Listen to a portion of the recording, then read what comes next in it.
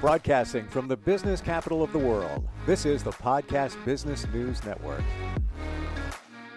Welcome back to the show. We're so excited to have our style expert, our fashionista with the mostest, Fiona McAllister, joining us here live today to talk more about her Style by Fiona is what she is. I'll have her introduce herself. How are you? Oh, I'm doing fine, thanks. Hello, everybody who's listening. As Jill said, I'm Fiona. And She's the stylish one. What is right, that could be my hashtag, the stylish one. I don't know. I like that. The stylish one. You are. But yeah, so my business is all about helping women, mostly women. I have a few men clients, but mostly women understand what works for them in terms of fashion, both psychologically and physically, like on their bodies, and what colors work for them, and helping them learn how to feel beautiful and just great. Perfect. So. Awesome. Well, also pleasure to have you here as always. How can we reach you? Okay, you can call me at 403-966-5896 because I do online services all around the world for people. And you can also email me at fiona@stylebyfiona.com. And if you're not ready to hire a stylist, but you are still interested in learning about everything, you can, check out my website, and you can find me on YouTube at youtube.com/stylebyfiona, I think it is. Awesome. Perfect. And today I know you want to talk a little bit about, shopping, right? What was the topic about shopping fashion? Like, I picked this out of my drawer today. I was like, it's so cute, but I'm like, no one's going to see it because you can't see the cute little cuffs. So I have to lift up my arms to show that I'm stylish today. See? Yes. Today I would like to focus kind of on shopping strategies. Over the last several weeks and that we've been talking about different things, we've kind of covered how to know what works for your body and your colors, your personality, the psychology of color, the psychology of different clothes. And so when you start using all of that knowledge to build your wardrobe, you kind of have to start by going shopping, because obviously we don't get any clothes in our wardrobe unless we shop for them first. True, yeah. Mm-hmm. And there's many different ways to shop that you can use depending on your budget. And so, yeah, I just was hoping to have a kind of a conversation about how to do that with you, and anybody who wants to call in and ask any questions, please, they can do that. 631-307-4010, 631-307-4010 if you do have any questions. All right, let's start the process. And people can email them in too, right? Or type them in? Mm-hmm. And also that's at support at pbnandpodcast.com. But you also, what's your email address? My email is fiona@stylebyfiona.com. Perfect. They can also reach out to you there. Go for it. They sure can. All right. So, I mean, I think one of the biggest myths that I run into with my clients is that in order to look nice, you have to spend a ton of money. And people have this, they're like, oh, I just can't afford to be stylish. But the thing is that once you know what works for you, you don't even have to go to the mall or the boutiques or anything like that. Like, you can find great stuff in thrift stores or consignment shops, or even sometimes you can shop your friends' closets if they have a whole bunch of clothes that they don't wear anymore that you happen to fit their size or whatever. You guys, idea. Yeah. You know, you can swap clothes. What do they call those? Clothing swaps, where people just bring everything they don't want to somebody else's house and sip drinks and just rifle through what you want. So like there's so many different strategies for shopping that don't necessarily have to cost you a lot of money, right? And so the other thing that I think a lot of people don't do is they don't really plan their wardrobes. They just kind of see something that they think might work for them, and then they go buy it, right? Like, it's kind of a haphazard sort of thing for most folks when they're shopping. Or order things online that you've never tried before, and you just think it looks good, and then you get it home and it's like, and you're tempted, the hassle of returning it probably doesn't look so good, but the hassle to return it, the sticker, the price to return it, it's just like, maybe it's not worth it. right? And well, I know that from Canadians who are most of the time having to pay duties and in American dollars, it's not worth it to shop outside of the country because it just costs you so much Yeah. that it's not even worth the risk. I've made that mistake before. Yeah, I we have bought high something. sales tax in New York. So what people do is they drive to New Jersey, which depending on where you are in the state, right? You could be close. I'm like about an hour and a half from New Jersey, but depends where you live. But there's no sales tax there. So you can go spend $500 on clothes with no tax. And then if you do it near us, you have all the extra sales tax. So it's Well, yeah, and that's all of those kinds of things to consider depending on where you live, right? yeah. But yeah, no, I've done the thing where I bought, oh, I don't even remember. It's been a few years anyways, and I paid $110 for the item in American dollars, which works out to like 150 Canadian. Okay. And then I had to pay another $40, I think, of duties. And I was just like, oh, Not worth it. Just no, invite it me to come wasn't. over and I'll take whatever you need from the States and I'll bring it to you. Yeah, pack it all in your suitcase for me, right? Yeah, exactly. Oh, that's hilarious. So it's just about all of these things to consider, right? So if you are going to shop online, what's is the currency that you're paying? How long is it going to take to arrive? Yeah. Do you really need that? Because most of the time when we're shopping online, I don't know, shopping online is always kind of a gamble because you can't try the item on. True. And so when you end up with something that fits poorly or doesn't work for whatever reason, yeah, sometimes you're paying another $50 to ship it back, and it's just like,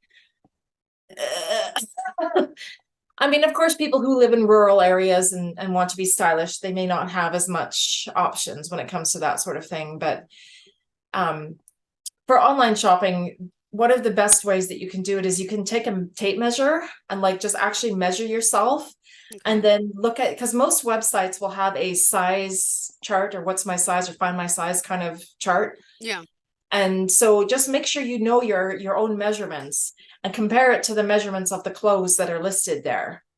And that's a way that you can minimize wasting money on online purchases that don't work for you. And of course, get a color analysis done first so you know what colors work best for you. Which that was a great show, by the way, that we did a few weeks ago with your charts and analysis. And that was so helpful and I think insightful to so many about the different colors and what works best. And yeah, you had really good, what do I call them? Color charts? Yeah. Yeah. So, I mean, I know it can feel expensive up front to do a color analysis because they usually run about $200 in your local currency, whatever that works out to. Sometimes they're a little more, sometimes they're a little less, but think of how much getting something like that done can save you in the long run in terms of money and time with wrong purchases, with saving you from buying colors that don't work for you. Because I guarantee you, if the fit works but the color is bad, it's just a bad idea. Because the first thing people notice is whether or not the color makes you look sick, right? Or True, if it makes you look exactly. Yes. bright and healthy and all of those things. So, yeah, that's why I was saying that I wanted to kind of save the shopping strategies for a little bit later on, once people already kind of had an idea of what kind of services you can do. Or, I mean, you can figure this all out yourself, of course, if you don't want to hire somebody. But I don't know how many times I've had clients come and they're like, I just don't know what I need. I don't know what I am in terms of their season for or their colors, or their body shape or whatever. And I mean, I had a client just yesterday who thought she was a soft autumn, and it turns out she was a true winter. So yeah, I'm not saying that people can't do it, but I am saying that it's worth the investment to hire somebody local or me or whatever, who knows what they're doing and who's gone through the training. And because yeah, it'll just save you so much time and effort in and even dare I say heartache in clothes that don't work for you, right? True. And yeah, so well, we kind of talked about online stuff. Yeah. Sorry. Yeah. I digress with my question. Okay. Sorry. No problem, So whatever. shopping in person, you were saying thrift stores, there's always bargains, there's places you could go, the sale rack. Even out, you know where I find some good sales, I'm just going to mention, I don't know if you all have where you are. Do you have TJ Maxx? No, No, okay. TJ Maxx is part of like Home Goods. Do you have Home Goods in Canada? no, I think that's Okay. an American thing. Okay, okay. Well, do you yeah, they're like an outlet store and the labels sell their sale stuff that doesn't sell to them and then it's on sale. So you can get something Oh, we do have stores like like that, but Ralph they have different Lauren names. or you know a label name that's expensive and it's marked down. Well, what are the names of your stores? Just Winners and Marshalls. oh, we have Marshalls too. I never heard Okay. of Winners, you said? Yeah, Winners. Okay. Never Yeah, heard of that. Winners and Marshalls are also excellent ways that you can get brand name things for on discount. And I mean, these days you can also like go on Facebook Marketplace if you live in a big city, Mm-hmm. and you can find all sorts of designer things that people are selling for huge discounts. Yeah, a lot. Mm-hmm. If you want to. I mean, that there's always some people who are just like, no, I'm not comfortable with doing that, and that's fair. You know, if you don't want to go to a stranger's house and try things on or whatever, I can understand that. But Yeah. I'm just saying it is an option. I've found some really great things that way. And also, you guys have Kate Spade, don't you? Yeah, Kate Spade. Mm-hmm. Yeah. I found this Kate Spade bag for $75 on consignment when they're normally like 500 or like 500. Yeah, yeah. 400. Do you just quick question? Do you have Macy's or no? Do you know what No, Macy's is? But have you heard of Macy's? Because I in have like heard of it, but the yeah, we big don't. Macy's Thanksgiving Day parade, even though you don't have your Thanksgiving the same time, do y'all watch the Thanksgiving Day parade in New York City? Is that a big thing or no? I don't I guess know. not. Maybe, Okay, no, just curious. See, maybe in Toronto or something, but it's yeah, not more of a okay, got it. somebody closer to you. Got But it. out here, Well, at Macy's, I get a lot of my sale stuff, is what I'm just trying to say here for the people in the States. A lot of good stuff on sale all the time in the clearance racks and online too. Okay, I had to put that yeah. out there. No, and that's great. Yeah. And I mean, and that's the other principle I was going to mention is shopping the sales. Like Mhm. end of season is a great time to buy things for the following year, because whenever so don't buy your sandals in like April, buy them in August or July, because most of the time they'll be marked down significantly. I mean, unless you're made of money. If you've got I know. tons of money, then shop whenever you want, right? But most of us are not. Mhm. And so yeah, like if you buy things at the end of the season, you can get them on even up to 50% or more sometimes off, right? Ooh. So like if you're buying winter jackets and you don't need one like right now, if you want one, just buy it in like February or March when they're clearing out all the winter stuff and bringing in all your spring things, right? So Interesting. Well, let me ask you this. You're shopping and you want to replace stuff in your beautiful closet, but there's also the point of not everybody has enough space to keep the winter, the fall, the summer. How do you store your wardrobe? Do you store yours or do you have room? Some people like some people I've heard about do like the vacuum suck thing to put it in a bag and squish it. What if what do you do with this if you don't have the space? Can you store your clothes in boxes or is it going to yeah. go bad? And where can you put it? The cold weather, the warm weather, attic, garage. That gets confusing. I would say probably try and keep them in your main part of your house, depending on where you live. But yeah, I imagine in New York, there's probably a lot of smaller apartments and things. But the other thing for that is sometimes you just have to downsize how many clothes you own, Mm-hmm. which can be hard sometimes as well. And I was planning to talk more about those kinds of things next week, but yeah, when you're storing stuff, just like those like totes, Rubbermaid totes or IKEA totes or whatever, the boxes that you can get. Yeah. Mm-hmm. You can fold up your clothes and that you're not using for that season and put them in a closet or put them in the basement, or the attic is fine. You just want your stuff to be sealed close, so that you're not going to get moths or dust, anything like that trapped inside and then eat holes in your clothes. That's awful. I know. But yeah, so that's a way when people have limited space, and especially like I know some folks have big families as well, and they have to store clothes for a whole bunch of kids, right? And so you can only have one season out at a time, so to speak. Mhm. But yeah, that's another way that you can do that too. I'm afraid I don't know if there's any kind of like essential oils or something that you can use to put in a little pack or whatever to keep bugs away. I've heard of that, but I don't know the details, so don't quote me on that. But No, most of the time, if you just keep your clothes yeah. in a tight container of some kind, like a plastic bin of some kind, then that should do it, because you're only putting them away usually for 6 months, right? Yeah. Mhm. And so All that can right. What help. other tips on shopping? By the way, Style by Fiona. We're talking to Fiona McAllister. If you're tuning in, our style expert.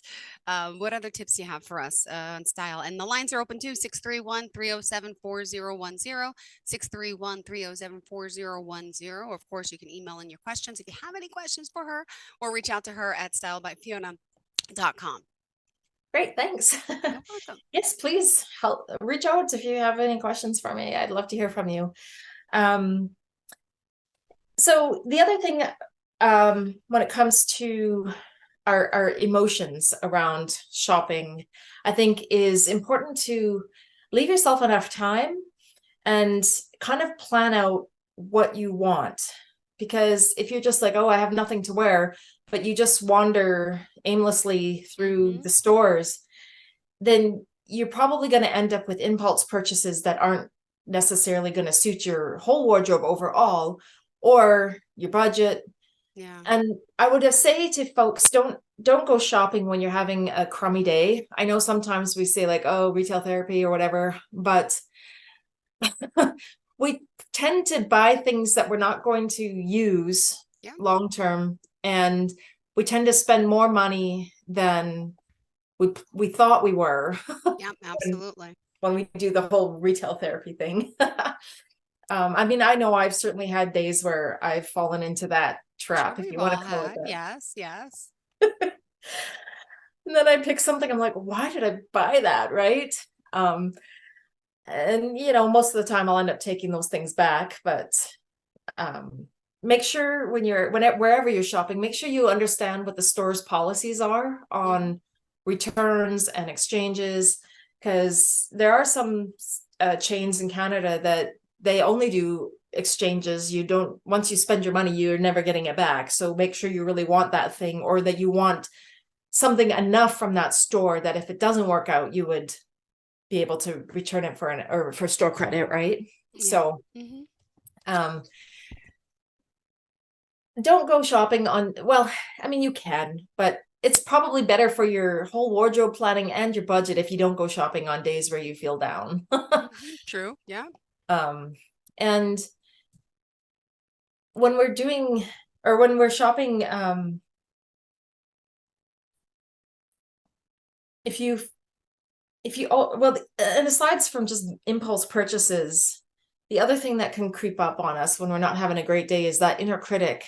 I've had days where I was looking for something specific, like maybe I don't know, a swimsuit or whatever. And I think swimsuits got to be the worst thing to shop for most people, but because we're so self-conscious about it, how we look when we're half naked in our swimsuits, right?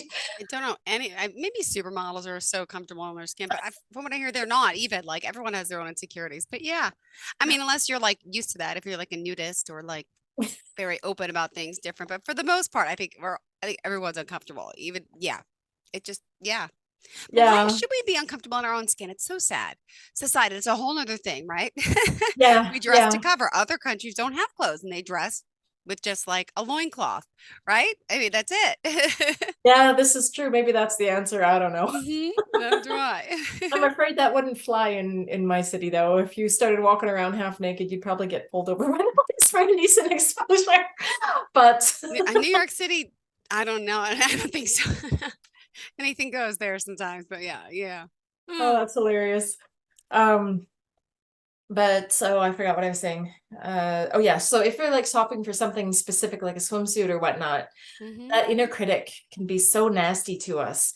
And there have been days where I've just had to say, okay, today is not the day to do this, because even if something did objectively look good on me, my emotions are too heightened to be able to see that in that moment. And so I will put something on hold. That's another thing. If you're not certain about items, if you put them on hold for a day or two, then you'll be able to better gauge if you want it that badly, right? Because if you put it on hold and you kind of forget about it, well, how badly did you want it? But if that item is like, okay, I know that thing's going to go great with this item and this item and this item, then chances are it's not a bad buy, right? Yeah. It's not a waste of money. Mm-hmm. And so going off of that, that's another strategy that you can use is when you are looking in your to buy or to add things to your wardrobe, is kind of doing a little bit of homework first about what kind of clothes you like in general, the way they feel, what colors work for you. And then, like, I personally like the mock necks or the half turtlenecks, that don't necessarily have the whole fold over. Yeah. But Holdovers are waste, and it just ends up getting makeup on you if you put it on after, like we all do, and then you fold it over, and then there's the makeup, and you got scrub. right. Yeah, exactly. And so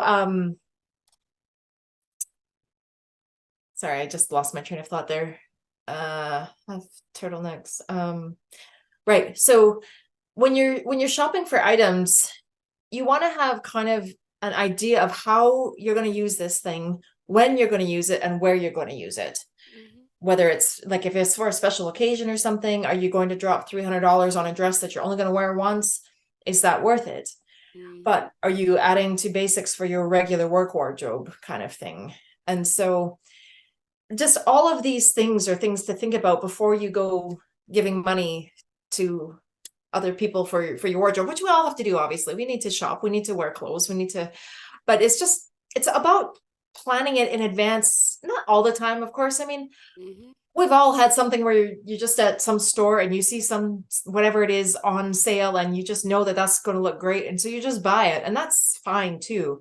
But if you do all of the homework first, like what I'm saying, of knowing your colors, knowing your body shape, knowing what fabrics suit your body, that feel good to you, like when you know all of this before you ever step in a store, then you have a much clearer idea of what's going to work for you and what's not before you even spend time trying things on, right? Yeah, true. Definitely. So it's worth the effort, I think. I think so. Can I just ask you a question about when you're shopping for different items, fabrics? How important is fabric? Because something could be on sale, but it's something, if you wash it once, it gets destroyed. So is it really a good deal, or is it not a waste? Is there certain fabrics we should be aware of? Whether it's cotton, rayon, what are some of the common, like this, I think is cotton and probably like rayon. I don't know what the word is. I got to check the label, but like, Yeah. this I know will shrink if I wash it, which I do, and then I have to lay it dry. But anything when it comes to fabric, do you want us to be aware of? Because you can buy something so amazing and then it's not worth the money because you lose it. So you waste all the money shopping, and then it's like, so we have to also be mindful of the fabric, right? Absolutely. Yeah, the easiest care things are natural fibers. So things like rayon. Well, I don't think rayon's a natural fiber. I can't remember. I'd have to look that stuff up specifically. But like cottons, wools, those are your easiest care items in terms of washing. But polyester has come a long way in the last, say, 30 years or so. Stuff that, like polyester back in the 90s was like that plastic nasty feeling, right? But the fiber technicians have come a long way in what they can make, that you're like, oh man, this feels like cotton, but you read the label, it's 100% polyester, and you're like, wow. So yes, in terms of fabrics, I would say read the care label. If it's dry clean only, do you want to spend money on dry clean only things? Or do you want to, and this is also where it comes to and how the construction of the garment works. So if it's a knit, which is stretchy things most of the time, or is it a woven? Woven things and linens tend to be high maintenance because they get so wrinkly, right? So when you're buying items, think about how much time you want to put into the care and the maintenance of your wardrobe as well. So high fashion fabrics, things like taffetas or things with sequins, those kinds of things are pretty high maintenance when it comes to taking care of the item. So they're not what you're going to buy for your regular daily wear, right? And I mean, there are at very higher price points, you can get like silks and those kinds of fabrics, but for the average Joe, those are usually too expensive. And so we tend to go with cottons or cotton poly blends. And those are pretty good or pretty easy care. So I think the biggest thing you need to do is think about how much effort and time you want to put in maintaining your wardrobe when you're shopping, right? That's very important as well. I never thought about it that way. Yeah. Because when I have a a special relationship with my clothes, I guess you could say. I feel like they're kind of an extension of me, right? Like they're how I express myself. And so I tend to put in more time and effort and money into maintaining my wardrobe than somebody who just is like, I just have to not be naked, right? Like, and so, and there's no right or wrong there. It's just about what works for you and how much time and money and energy you want to put into that. Like I actually don't buy a lot of dry clean things because I don't like the bother of dry cleaning. Yeah. But like the clothes now, the care labels that are usually either on the neck or they'll be on kind of the side seams on a shirts or pants. Those care labels can tell you everything you need to know about how to take care of that item. And check that before you buy it too. Yes, good point. Exactly. Yeah, that was the point I was trying to make is and I mean even jeans a lot of these days, if you throw them in the dryer, you're going to ruin the spandex that's in them, right? So unless you plan on losing weight within the day, you wash them, you put them on, it happens to me recently. Yeah. Right. And so yeah, if anything has spandex or elastane, I can't quite remember the other names, but anythings that are stretchy like that, they help with fit and comfort, but they also those fibers get damaged easier by heat in the dryer. So, I mean, I hang dry most of my wardrobe because of that very reason. So, or I lay it to flat to dry depending on what it is, right? And so, yeah, when it comes to how you're going to shop, there's just a whole lot to think about in order to do it wisely so that you're building a long-term wardrobe that works for several years instead of just buying hot fashion items that are only good for a month right before they're like out. Totally. Yeah. All right. We got 2 minutes left. So before we go, what else did you want to share? And then we got to find out how we can reach you. No worries. Just basically plan ahead, know what works for your body, and know what works for your life. So if you work in construction, do you need a lot of fancy clothes? Probably not. No. I mean, you know, like, because we spend 80% of our lives at work, and you're going to need a wardrobe that works for you too. So buying and shopping for clothes that work for you. Yeah. Yeah. Or if you work in a lawyer's office and you need to wear, you know, business or formal business wear, you're going to have an entirely different wardrobe needs as someone who works in a daycare with kids, right? So yes, seems like it's a more expensive way but a lot of mix and match, hopefully, right? Well, and they probably got the money to buy that if they're working for or if they're a lawyer. True, but it's also good to have versatility with an outfit. We could talk about that another time because that's so cool to have something that can be turned into something else by just adding a touch of this, that, a scarf, a belt, and I'm sure you could give us all the scoop next time. Thank you so much, Fiona. How do we reach you again? You can email me at fiona@stylebyfiona.com, or you can phone me or text me at 403-966-5896. And please check out my YouTube channel. All right, we will. Thank you so much. Have a great day. Thank you so much. Are you looking for even more of the podcasts and hosts that you love? The Podcast Business News Network is proud to announce that you now have even more ways to listen live. Check out the MyTuner Radio, online radio box, and Simple Radio apps on iOS and Android, or find us online. Search for Business News Network on mytuner-radio.com, or search Podcast Business News Network on streama.com and onlineradiobox.com/US. Take your podcast on the go and don't miss a minute of the action.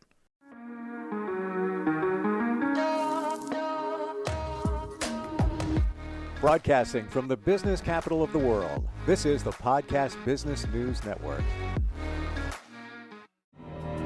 For nearly 2,000 severely injured veterans, everyday life has become filled with barriers.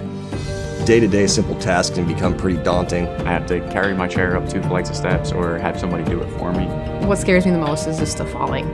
When I'm struggling with my house, I think, to have that one great barrier just knocked down, it's crucial. Home for Our Troops is a wonderful nonprofit that builds a Mortgage-free, fully adaptive, handicap-accessible house. And there's no catch. It'll be our very first home that we've ever owned. This is a game changer. This is where your life begins again. We need you to join us in completing this important mission. Please visit hfotusa.org and help build homes and rebuild lives. Because of you, everything's going to be okay.